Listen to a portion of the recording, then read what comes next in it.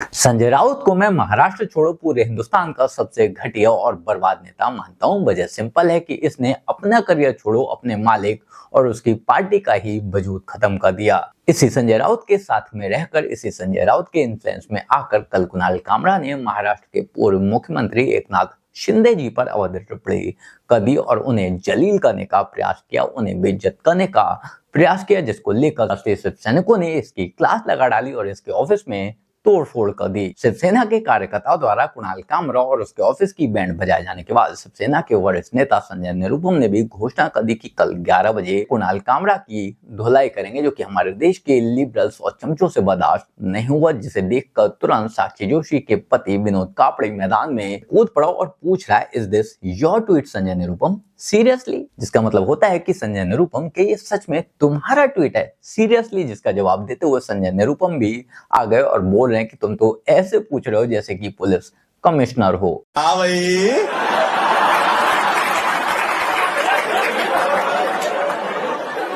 कैसी लगी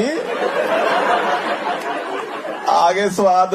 ये मात्र एक एग्जांपल है, इसके जैसे जाने कितने लिब्रांडू मैदान में कूद पड़े और कुणाल कामरा को सपोर्ट करने लगे, कुणाल कामरा को डिफेंड करने लगे। उन्हीं में से एक है हमारी गुस्सैल आंटी पर संजय निरुपम ने उन्हें भी नहीं छोड़ा। मैम, कुणाल कामरा को लेकर जिस तरीके की बात सामने आ रही है, जहां पे उन्होंने शूट किया था एक कॉमेडी, वहां पे पूरी तरीके से उसे ध्वस्त कर दिया गया, तोड़फोड़ कर दी ये गई। तो आप लोग करिए, you are all from media. अगर इस तरह से बोलने के ऊपर पाबंदी लग जाएगी तो आप लोगों का क्या होगा? ऐसे ही आप लोगों की हालत खराब है। पूरा रेस्ट्रिक्शन है आप लोगों के ऊपर।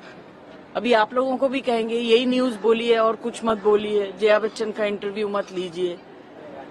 Where is freedom of speech? There is complete destruction of democracy. हमारे संतप्त शिव सैनिकों ने, नाराज शिव सैनिकों ने कल शाम को जिस तरीके से खार में स्टूडियो में घुसकर, जहां पर इस गाने की रिकॉर्डिंग हुई थी और जिसका भाड़ा स्टूडियो को मिला था कामरा से, उस स्टूडियो की तोड़फोड़ की, मैं इसका समर्थन करता हूं, क्योंकि अपनी भावनाओं को व्यक्त करने का अधिकार हमारे पास है। अगर freedom of speech Kunal Kamra के पास है और वो हमारे नेता को गाली दे सकता है, उनका चरित्र हनन कर सकता है, तो एक फ्रीडम ऑफ स्पीच हमारे शिव सैनिकों के पास भी है, उस स्टूडियो का तोड़फोड़ करने का। निश्चित तौर पर यह हमला होना चाहिए, एक्शन होना चाहिए था कुणाल कामरा के खिलाफ, लेकिन पता नहीं किस फिल्म में घुसा है, मुंबई में नहीं है। एक ही उसके लिए सेफ जगह है, वो मातोश्री, शायद मातोश्री में छुपा हो, नहीं तो वर्षों पहले जिस तरह से मुंबई छोड़कर भागा, वो आज गुड़गांव में होगा। मैं उसको बताना चाहता हूं कि गुड़गांव में भी आपको ढूंढ निकालेंगे और आपने जो हमारे नेता का अपमान किया उसका बदला लेंगे। लेकिन ये बात तो स्पष्ट हो चुकी है कि सामना हो या उबाठा हो या राउत हो या फिर उद्धव ठाकरे हो या उनके बेटे आदित्य ठाकरे, उनका और कुणाल कामरा का एक नेक्सस है, और उसी नेक्सस के नतीजे के तौर पर कुणाल कामरा ने व्यंग्य के नाम पर शिंदे साहब के ऊपर एक गलत टिप्पणी की है और बहुत ही पर्सनल लेवल की टिप्पणी की है और बहुत ही असंवैधानिक टिप्पणी की।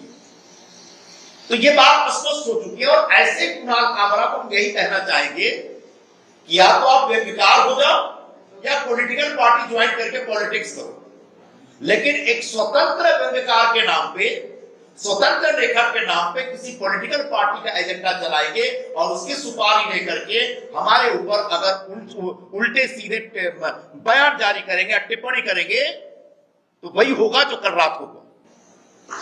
फ्रीडम ऑफ स्पीच हमें पता है, संविधान में इसका प्रावधान है, इसका सम्मान करते हैं, लेकिन किसी संवैधानिक पद पर बैठे हुए किसी व्यक्ति को अगर गद्दार कहेंगे तो उनको माफ नहीं किया जा सकता और माफ किया जाना भी नहीं चाहिए, खासकर कुणाल कामरा जैसे सीरियल ऑफेंडर को, जो कि लगातार एक के बाद एक इसी तरह के ऑफेंसेस करते रहते हैं, इसी तरह के कांड करते रहते हैं, इसी तरह के बयान देते रहते हैं और पॉपुलर होने के लिए किसी भी हद तक गिरने को तैयार रहते हैं। मैं तो कहता हूं इस तरह के लोगों को पकड़कर तब तक डंडे बजाए जाने चाहिए जब तक ये सुधर ना जाए या फिर देश छोड़कर ही भाग ना जाए। बाकी आप लोग इस बारे में क्या सोचते हैं, कमेंट कर जरूर बताएं। जल्द मिलते हैं किसी नए वीडियो में नए टॉपिक के साथ। तब तक गुड बाय, नमस्कार, जय हिंद।